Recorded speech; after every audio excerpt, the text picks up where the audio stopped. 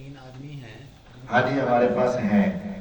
یہ ہے اگر آپ اپنا فطرانہ صحیح جگہ پر پہنچانا چاہتے ہیں. دیکھیں مسکین تو بہت ہیں، لیکن اگر آپ صحیح العقیدہ مسکین، نمازی مسکین اور بے نمازی اور غلط عقیدے والے مسکین دونوں کا تقابل کریں گے تو ہمیں صحیح العقیدہ مسکین کا زیادہ کرنا چاہیے، اس کا خیال زیادہ کرنا چاہیے. تو بہت سارے افراد ہیں میرے پاس، اور ایک پریشانی کی بھی بات ہے کہ ہمارے نا جاننے والے، اب سب کے جاننے والے بھی ہوں گے، ایک عالم دین ہے، وہ کافی زیادہ قرضے میں بھی اور پریشانی ہے.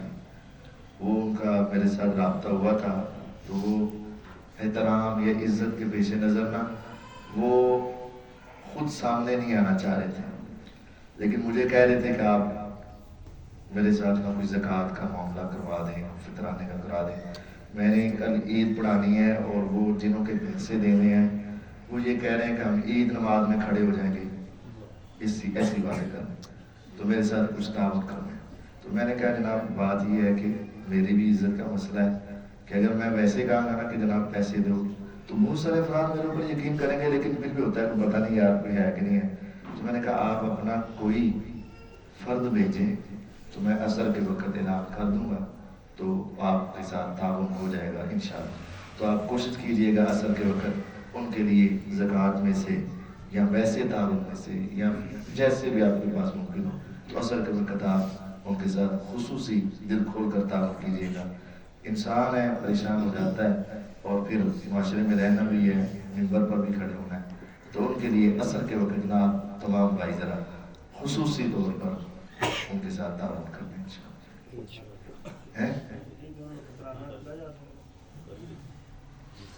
ہاں جی دیا جا سکتا ہے. اب یہ سوال کی مجھے سمجھ نہیں آ رہی، چلے میں کچھ پڑھ کے جتنی سمجھ آتے ہیں جواب دے دیتا ہوں. عبادت میں دل نہ لگ رہا ہو تو کیا کیا جائے؟ اللہ تعالیٰ سے توفیق مانگی جائے. لا حول ولا قوت الا باللہ.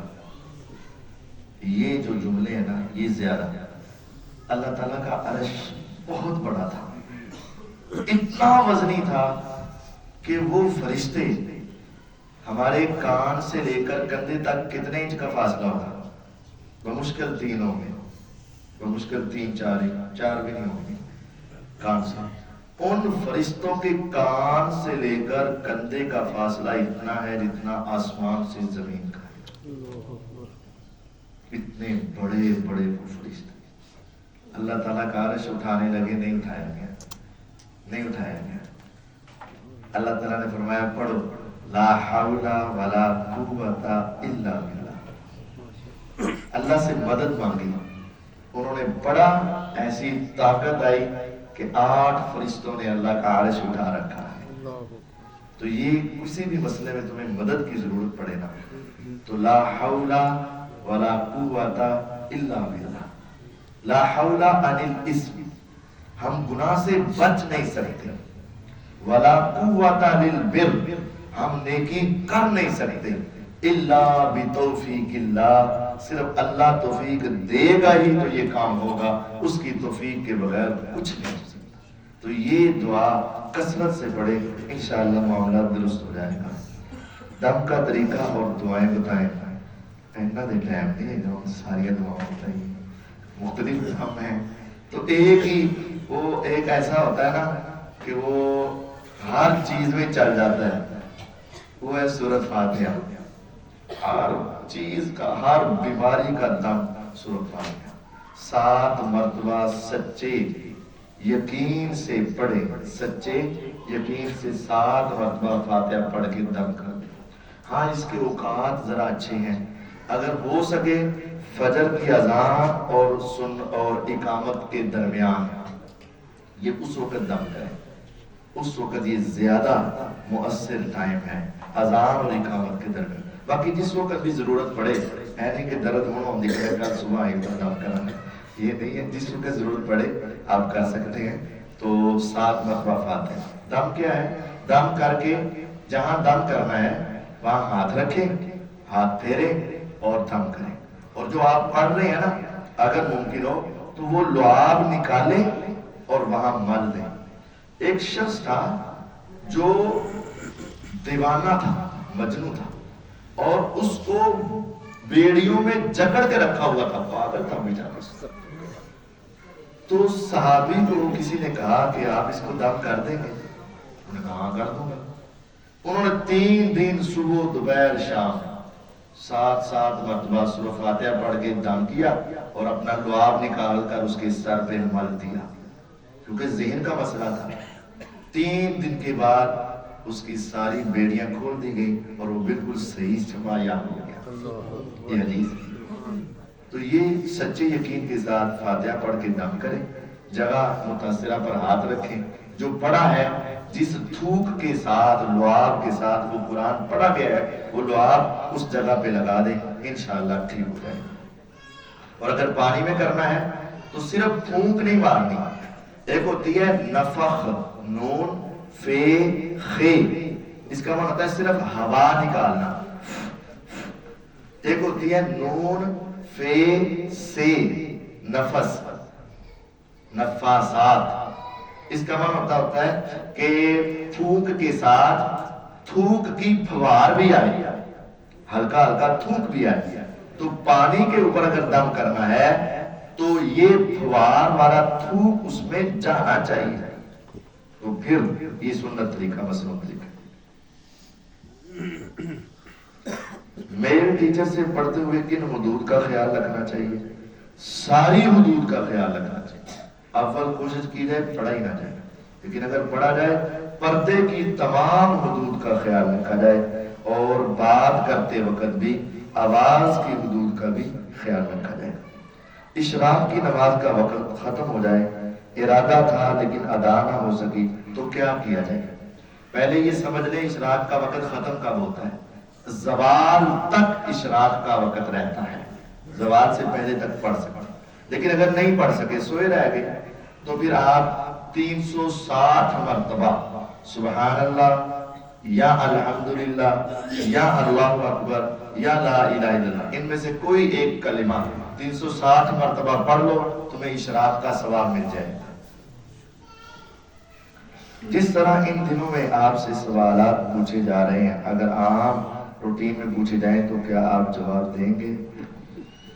مشکل کام ہے، ہاں انشاءاللہ دے دیں گے۔ یہاں ہمارے ادارے میں روزانہ تو نہیں ہوتا کہ میں زور کے بعد بیٹھوں، لیکن روزانہ مدرسے میں آتا ہوں، ہمارا یہاں دارالافتاء ہے، جتنے سوالات ہمارے پاس آتے ہیں لکھ کر آتے ہیں، ہم ان سب کے جواب ریٹن شکل میں مہر لگا کر دے دیتے ہیں۔ اگر آپ ریٹن لینا چاہیں ریٹن جواب مل جائیں گے، ویسے لینا چاہیں ویسے جواب مل جائیں گے، بس روزانہ ظہر کی قید نہیں ہے، جب جیسے ممکن ہو جائیں گے۔ آپ سے پوچھنے کی وجہ سے بہت سے غلط عمل جو پتہ نہیں معلوم ہو جاتے ہیں اور تفصیل سے بھی پتہ چل جاتا ہے۔ میوزک حرام ہے یا نہیں؟ میوزک حرام ہے۔ انما بعثت لکسر المعازف، آپ فرماتے ہیں مجھے آلات موسیقی کو توڑنے کے لیے بھیجا گیا ہے، تو توڑا جا رہا ہے، حرام ہے۔ ڈول کی آواز آپ کے کانوں میں پڑی، آپ نے بازار میں بغیر کسی کی ملامت کا پرواہ کیے اپنے کانوں میں انگلیاں دے، لوگ کیا کہیں گے، دنیا کیا کہے گی، ہم یہ سارا کچھ کر جاتے ہیں، لیکن حضور نے سب کے سامنے کانوں میں انگلیاں دی۔ دور جا کر ساتھ والے سے پوچھا اب آواز تو نہیں آ رہی؟ اس نے کہا نہیں، پھر آپ نے کانوں سے انگلیاں نکالی۔ تو یہ میوزک حرام ہے۔ اچھا، یہ ہمیں بسا اوقات توجہ نہیں رہتی تو ہمارے موبائل کی جو بیل لگی ہوتی ہے نا، وہ میوزک لگا ہوتا ہے، لیکن ہماری توجہ نہیں ہوتی۔ ہم عام تو نہیں سنتے میوزک، لیکن موبائل کی بیل میوزک والی ہوتی ہے۔ اس بار ایک بڑا عبرتناک ایک واقعہ ہے، سنا دوں؟ اللہ تعالی ہمارے ان اقبال سلفی صاحب پر کروڑوں رحمتیں نازل فرمائے، ان کو معاف فرمائے۔ یہ پچھلے ہفتے ہی فوت ہوئے ہیں، راول پنڈی کے تھے، بڑے معالج تھے، جادو جنات کا بڑا علاج کرتے، ہزاروں لوگوں کو ان کے ذریعے اللہ تعالیٰ نے شفا دی تھی، بہت نیک آدمی۔ انہوں نے اپنا واقعہ سنایا کہ ہم ایک مریض کے پاس گئے اور اس پر جنوں کی بہت بڑی جماعت تھی، دشمنی بڑی تھی مسلمان ساتھ، تو ہم 3-4 بندے دم کر رہے ہیں، ایک نہیں، یعنی کرو ڈاکٹروں کی پوری ٹیم اس کا علاج کر، تو وہ ہم سے قابو نہیں آ رہا، پڑھ پڑھ کے پھونکے مار رہے ہیں، پڑھ پڑھ کے پھونکے مار رہے ہیں، پڑھ پڑھ کے پھونکے، کئی گھنٹوں کے بعد ہماری پڑھائی کی کئی گھنٹوں کے بعد ان کا زور ٹوٹ گیا اور اس کے جسم سے حرکت ختم ہو گئی، وہ جسم کے اندر ہوتے ہیں نا اور وہ بڑا زور لگاتے ہیں، کچلتے ہیں، کودتے ہیں، مارتے ہیں، بالآخر وہ بے ہوش کی عالم میں گر گیا زمین پر، اب ایسے پڑا ہوا ہے، ہم دم کیے جا رہے ہیں، اس کو ہوش نہیں آ رہی ہے اور ہاتھ ہم نے آہستہ آہستہ ہم نے اس کو چھوڑ دیا، لیکن دم ابھی جاری تھا، تو ایک دم سے اس میں طاقت آئی اور وہ پھر کھڑ گیا، اور پھر ہم نے بڑے زور سے اس کو پکڑا، پھر پھونکے شوکے ماری، کام کرتے رہے، پھر ہم نے اسے پوچھا کہ ایک دم میں تیرے اندر یہ طاقت کیسے آ گئی، ہم نے تو تمہیں بہت کمزور کر دیا تھا، اس نے کہا میری کمک آئی تھی، یعنی مجھے پیچھے سے ایک تعاون ملا تھا، میری طاقت آئی تھی، ہم نے کہا وہ کیسے، کہتا وہ گلی سے ایک رکشہ گزرا تھا، اس کے اوپر میوزک لگا ہوا تھا، اس میوزک کو سنتے ہی ہماری دوبارہ روح تازہ ہو گئی اور ہمارے اندر طاقت آ گئی، اگر گلی سے گزرتے میوزک کی یہ کیفیت ہے تو تیرے گھر میں اکثر چلے تو پھر مشکلات آئے تو کیا، قاری صاحب جی دم کر دو، دم کر دو، وہ ہم تو دم کریں گے، تم بھی تو اپنا کام صحیح کرنا ہے، یہ گھروں میں میوزک بہت بڑی تباہی کی وجہ، حدیث کہتی ہے الغنا ينبت النفاق فی القلب، میوزک کی وجہ سے دل میں منافقت پیدا ہو جاتی ہے، تو بندہ مسلمان لینا اندروں کافر ہو جائے، منافق ہو جاتا ہے، الغنا ينبت النفاق فی القلب، غنا نفاق پیدا کرتا ہے۔ سر یہ جو گھروں میں اکثر خبریں وغیرہ کے ساتھ ہر خبر کے ساتھ میوزک چلتا ہے، خبر بتاتے ہیں اس کے بعد پھر میوزک چلتا ہے، تو وہ پھر ہم خراب ہیں، نہ ہی سنے بندہ، نہ ہی سنے، کچھ نہیں ہوتا، کہڑا پاکستان کچھ ہو جائے، ٹینشن ہی بندی ہے، اخبار پڑھ لوے وہ تو چپ، اخبار پڑھ لے آؤ یا لکھیاں یا پڑھ لوے، بی بی سی دی لکھیاں آنی ہیں ایسا وہ نا دف کے متعلق لوگ بہت زیادہ نا دف کہہ کے تھے ڈیجیٹل دف پورا جڑا نا۔ اچھا شریعت میں جو ابھی میں نے بات بھی کی تھی، بچیاں دف بجا رہی تھیں، دف کیا ہے؟ دف جو ہے عربی میں ہماری زبان سے ذرا ملتا، جو سمجھ لیں پرات، پرات جو ہوتی ہے تسلا سا، لیکن سٹیل کا، لیکن یہ جب زمین پر رکھ دیا جائے تو یہ دونوں طرف سے بند ہو جاتا ہے، وہ کھڑا کریں ایک طرف سے کھلا، یعنی وہ اس کا ایک ہی پارٹ، دوسری طرف سے بند ہو کر اس کے اندر آواز نہ گونجے، لیکن بجائے بھی کون؟ چھوٹی بچیاں، نابالغ بچیاں، جاریہ کا لفظ نابالغ پر بولا جاتا ہے، چھوٹی بچیاں، اور دف بجائیں، اس کے اندر وہ چھنکنا سا نہ ہو، وہ جو چھن چھن چھن چھن، یہ چھنکار جو ہے وہ نہ ہو۔ ہمارے یہاں آج کل نعت خانوں نے ماشاءاللہ رکھے ہوئے ہیں اور ان کے اندر وہ سارے گھنگرو سے وہ ڈالے ہوئے اور چھن چھن چھن چھن، وہ دف نہیں ہے، وہ میوزک ہی ہے، تو بجائیں بچیاں، بچے نہیں، یعنی منڈے نہیں، تو یہاں نعت خانوں کے پیچھے وہ سارے لڑکے ہوتے ہیں، تو وہ لڑکیاں ہوں، چھوٹی بچیاں ہوں، اور خوشی کا موقع ہو، غیر محرموں کے سامنے نہ ہو، اور وہ دف یعنی پرات بجائیں، اور اس پر پڑھنا کیا ہے؟ بے حیائی کے جملے نہیں، بہادری کے جملے، یا ویسے ہی کوئی غزل، کوئی ویسے ہی ترانہ، کوئی ایسی چیز پڑھ لیں تو یہ ٹھیک ہے۔ جوان لڑکیاں یا وہ دف جو زمین پر رکھ کے بجایا جائے یا جس میں وہ چھن چھن کی آواز آئے، تو یہ درست نہیں ہے۔ اچھا الغنا، اس کا معنی گانا، یہ دو لفظ میں بولتا ہوں، دونوں کا مطلب الگ ہوگا۔ گانا گانا جائز ہے، گانا گانا حرام ہے۔ اب دو لفظ بول رہے نا، گانا گانا، جو پہلا گانا ہے وہ ان جملوں کا نام ہے، اور جو لفظ دوسرا گانا ہے وہ اس کو بولنا ہے۔ تو ہمارے ہاں ایک بہت بڑا دھوکہ دیا جاتا ہے جیلوں کی طرف سے کہ حضور نے نا پوچھا کہ انصار کے گھر میں شادی ہو رہی ہے؟ ہاں شادی. تو فرمایا انصار غنا کو، گانے کو پسند کرتے ہیں، تو کوئی گانے والی بھیجو. گانا کیا ہے؟ لہریں بنانا، انداز اپنانا. لیکن پڑھنا کیا ہے؟ بہادری کے اشعار، ترانے، غزلیں، حمدیں، نعتیں. لیکن ہمارے یہاں اس حدیث کو بسا اوقات پکڑ کرنا کہ دیکھیں جی آپ نے کہا تھا انصار گانے کو پسند کرتے ہیں. بھئی وہ بولنے والا گانا پسند کرتے ہیں، لیکن اس میں جملے کیا ہوں گے؟ جملے یہ فحاشی والے، یہ بے حیائی والے، یہ غلط محبت کے اظہار والے اور بے غیرتی والے جملے نہیں ہونے چاہیے.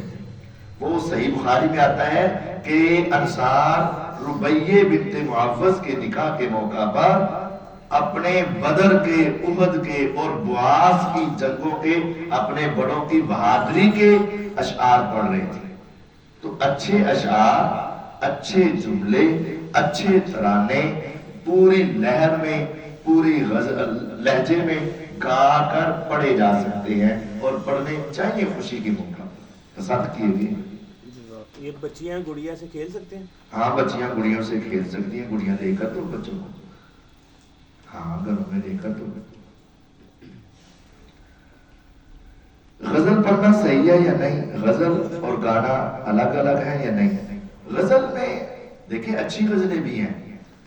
امام شافعی رحمہ اللہ کی پوری کتاب ہے دیوان شافعی، یعنی اشعار، لیکن اس میں نصیحت والے، موت والے، ذکر والے، اس طرح کے اشعار. تو غزل وہ ہو جاتی ہے جو ذرا لمبی ہو جائے نا، مطلب اس کے مصرے 6-8 ہو جائیں تو وہ غزل بن جاتی ہے، مصرا 1-2 ہو تو وہ اشعار کہلاتے ہیں. اپنے میل ٹیچر کو استاد ہونے کی حیثیت سے تحفہ دیا جا سکتا ہے کہ نہیں؟ شرعی حدود میں رہ کر ہو سکتا ہے. کسی نیک عمل کا ارادہ کیا جائے اور پھر وہ عمل نہ کر سکے تو اس کی بھی قضائی ہے یا گناہ ہے؟ نہیں. نیک عمل کا ارادہ کیا، نہیں ہوا تو کوئی بات نہیں، کوئی گناہ نہیں ہے، کوئی قضائی نہیں ہے. سورۃ الفاتحہ پڑھتے ہوئے امام کے ساتھ آمین کہنا ہے یا بعد میں یا پہلے؟ 2 طریقے ہیں. امام کے ساتھ بھی کہہ سکتے ہیں اور امام کے بعد بھی کہہ سکتے ہیں. ایک حدیث میں آتا ہے اذا امن الامام فامنوا، فا کا معنی ہوتا ہے بعد میں.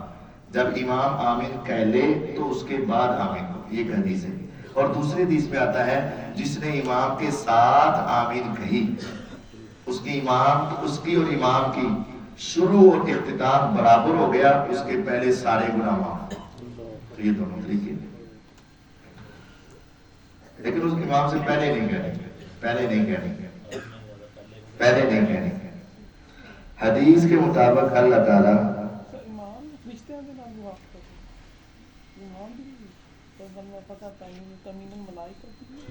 فرشتوں والا بھی ہے، امام کا بھی ہے.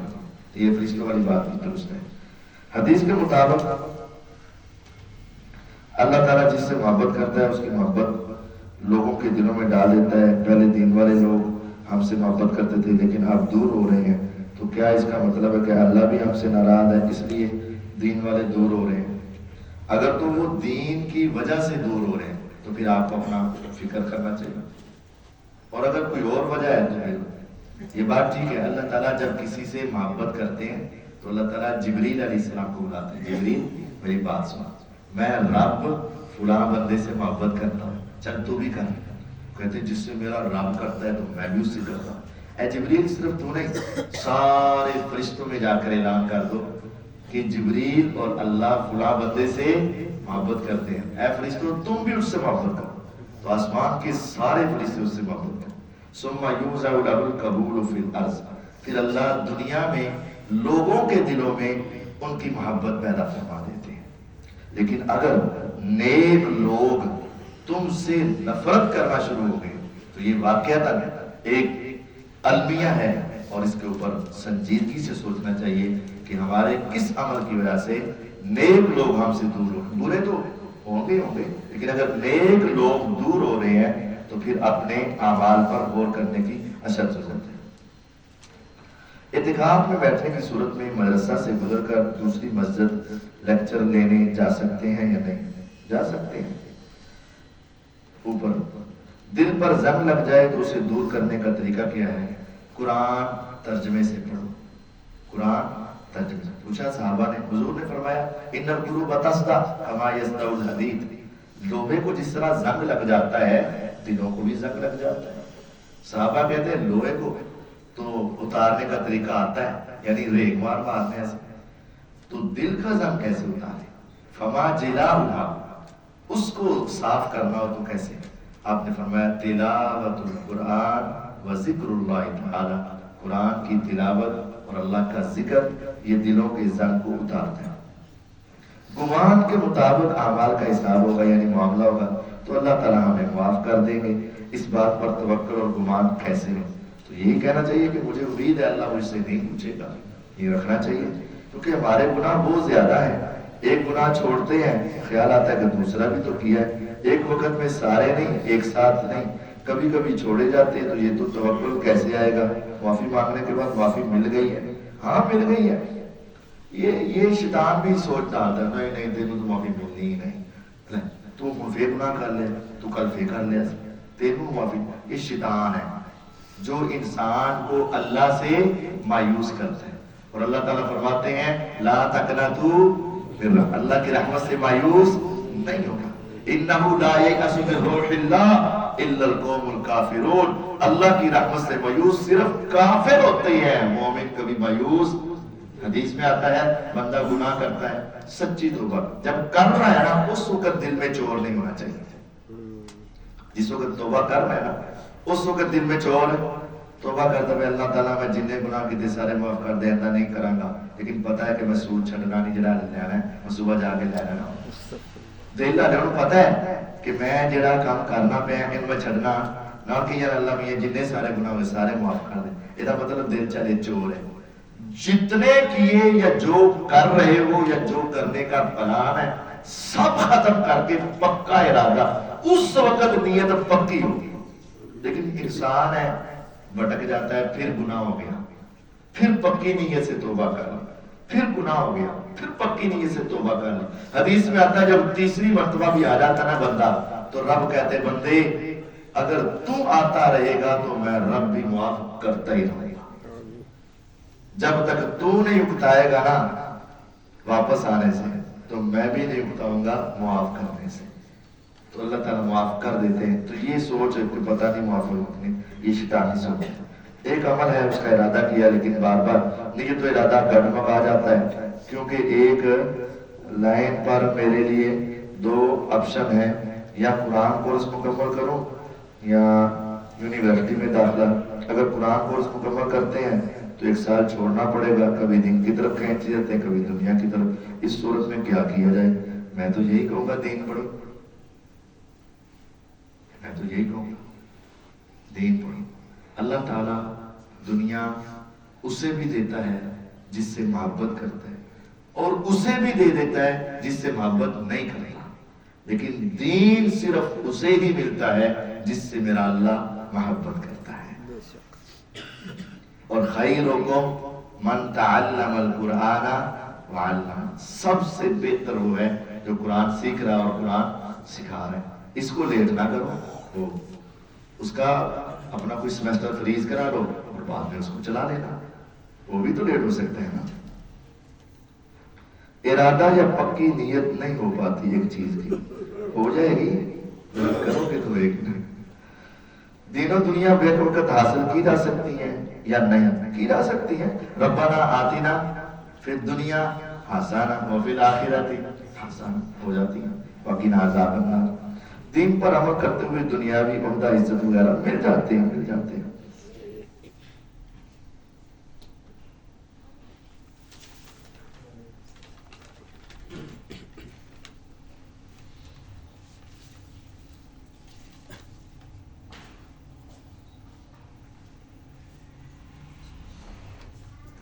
نماز جمعہ سے پہلے سنتے پڑھنا لازمی ہے یا نہیں اور کتنی ہے؟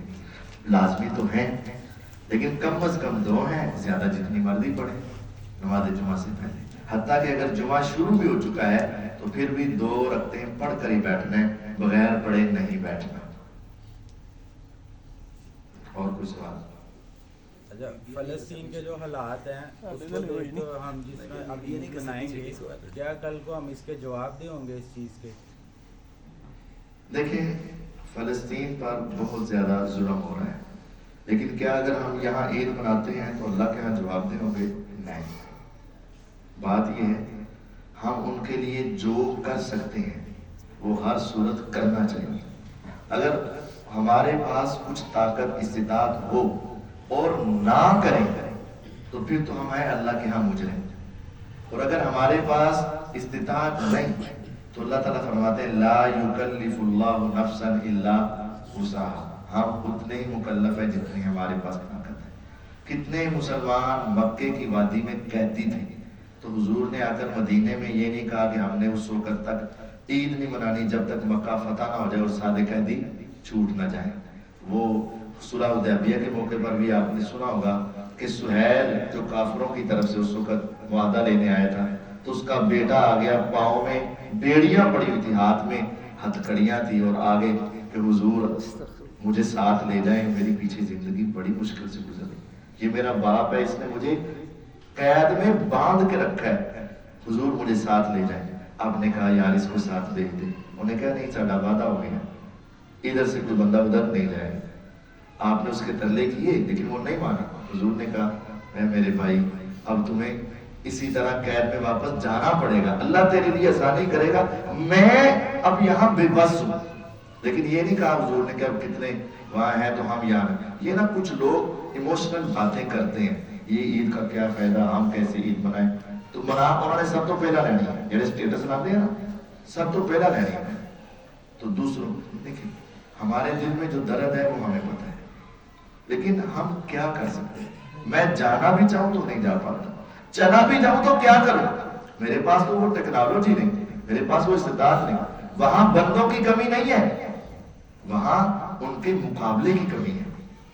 اگر تو بندوں کی کمی ہو تو ہم جا کے پوری کریں، لیکن ان کے مقابلے کی کمی ہے تو ہم وہاں جا کر بھی ہمارے ہاتھ میں بھی کچھ نہیں، ہمارے ہاتھ میں بھی کچھ نہیں۔ تو یہ تو اللہ ہمارے حکمرانوں کو ہدایت نصیب فرمائے، مسلمان حکمران سارے ملیں اور یہ سارے اکٹھے ہو کر اپنا حق ادا کریں۔ جس کے پاس طاقت ہے اور وہ نہیں مدد کر رہا وہ اللہ کے ہاں مجرم ہے، لیکن جس کے پاس نہیں ہے تو یہ بھی شریعت کے ہی احکامات پر عمل ہے۔ عید منانا بھی شریعت کا حکم ہے، عید کے دن خوش ہونا بھی شریعت کا حکم ہے۔ کوئی بندہ عید کو روزہ رکھنا چاہے تو نہیں نہ جائز ہے، کیوں؟ بھئی شریعت نے کہا ہوا ہے اس دن کو خوشی مناؤ، تو اگر وہ روزہ رکھنا چاہتا ہے تو اس کو گناہ ہوگا۔ اسی طرح یہ دکھ ہے، لیکن یہ سارا کچھ چھوڑ دینا یہ بھی شریعت کے موافق نہیں کام ہے۔ ہاں صدقہ و خیرات کرے، اگر تمہیں کوئی ایسا شخص مل جاتا ہے، کوئی ایسی جگہ مل جاتی ہے کہ وہاں پہنچے گا، ہر صورت کریں، دعائیں کریں، جو ممکن ہے، میں نے لفظ بول وہ کریں۔ جو مہمان رہ کے جاتا ہے گھر اس کا بھی فطرانہ ہوگا۔ یہ ایک مشہور بات ہے، جی مہمان آ گیا وہ بھی دینا پڑے گا، یہ ایسا کوئی حکم نہیں ہے، ہر ایک نے اپنا اپنا دینا ہے۔ ایسے والے بندہ اس دن سارا پر مہمان چاہیے بات ماجے میں،